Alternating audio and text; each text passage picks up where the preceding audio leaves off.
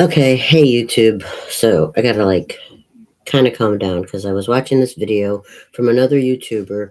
He's one of the Jungians, the Carl Jung people who talk about all the stuff that Carl Jung wrote as a psychologist, and gets to this point where we're talking about the spiritual awakening situation that Jung wrote about, and um, I was interested in the video because I have this slacker attitude, like, what Gen X is known for. I'm a slacker, but it's really not. I told you, everybody's tired. Nobody cares. Everybody's tired. I said that. But this is more than that. The spiritual awakening thing where you have no a motivation is in what this guy was explaining through what Jung had written. And then he got to this point in the video where he's explaining something about a painful situation in the transformation, and all of a sudden I remembered, you know, a scene from the Harry Potter movies. And I don't really know how it was discussed in the books because I did not read Rowling's books. I glanced at the books. I was totally focused on the movies, and so all of my Harry Potter knowledge is all based on the movies. But Hermione. I want to compare, not compare.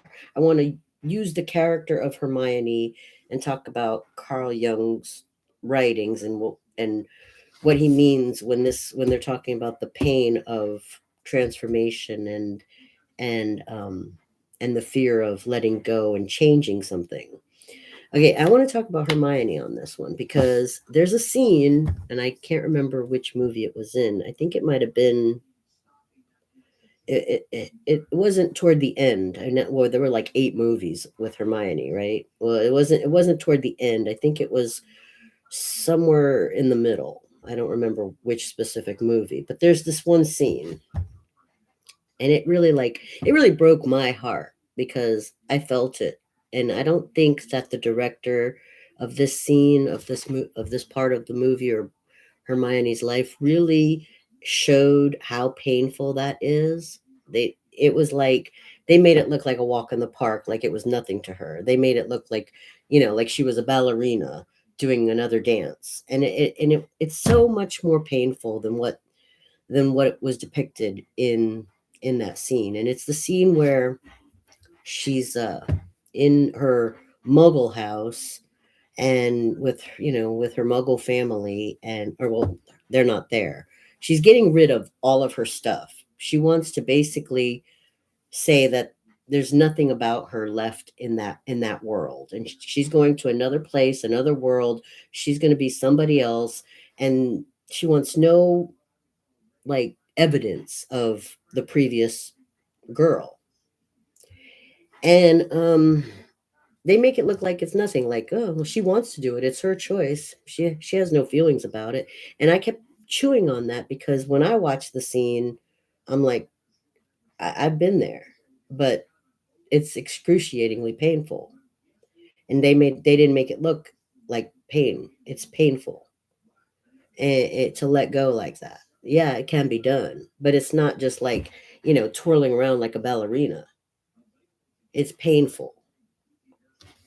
And I just want to say that if you're into psychology, or if you like listening to those Carl Jung videos like I do, you know, look at that scene. I wish I knew which specific Harry Potter movie it is, but look at the scene with Hermione when she's saying goodbye to her muggle life.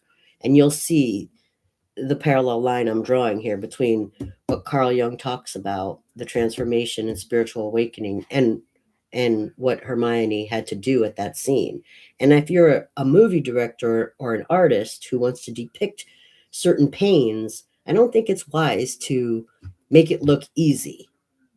I don't think that that's realistic at all. Not to say that Harry Potter is completely realistic, but I think they should have emphasized what's really going on with a girl or a woman in that situation. It's not poof so easy. It's hard, and it's emotionally wrecking. At least for me, it was. I mean, if that's how they wanted to depict Hermione, like, oh, it's nothing, I don't think so.